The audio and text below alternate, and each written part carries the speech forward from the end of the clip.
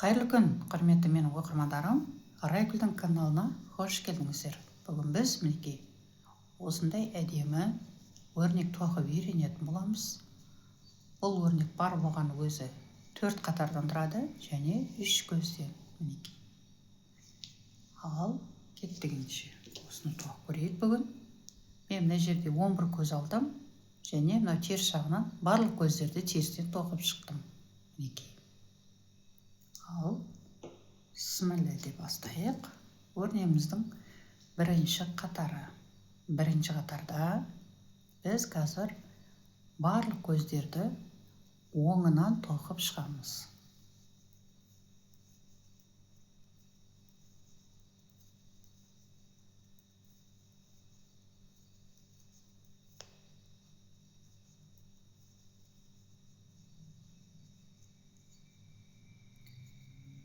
Өрнегіміздің бірінші қатары аяқталды.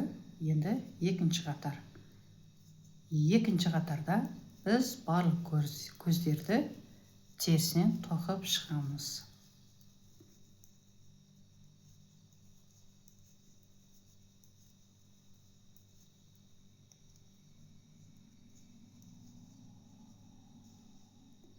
Енді үшінші қатар.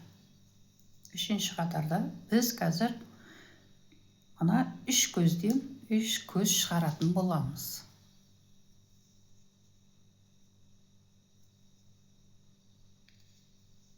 Мінекей. Тағы бір қайталап жіберейік.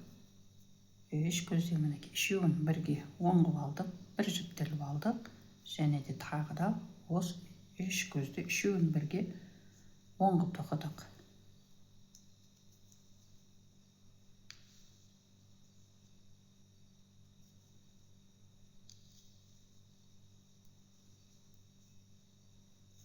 Осымен 3-ші қатарда аяқталды. Енді 4-ші қатар. 2 теріс. Енді мына 3-ші көзді біз тоқымай осылайын қалдыра тұрамыз да. Мына келесі 3 көз бар ғой, мінекей әрқайсысы үшеуден бөлініп тұр, иә.